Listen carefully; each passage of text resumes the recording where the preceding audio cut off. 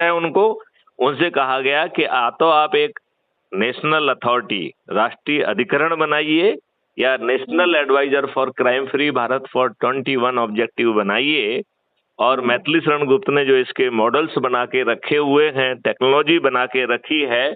इन्हें वो शक्ति दे दीजिए जिससे जिन महारथी लोगों ने अपनी जिंदगी लगा दी है इन विशेष कामों में,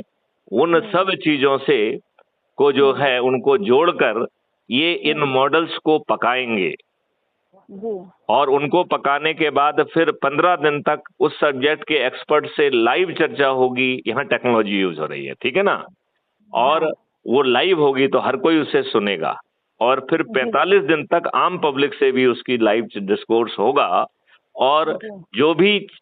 चर्चा में चर्निंग में निकल के आएगा उसके आधार पर इन मॉडल्स और टेक्नोलॉजी में वो रिफाइनमेंट किया जाएगा जो आवश्यक समझा जाएगा।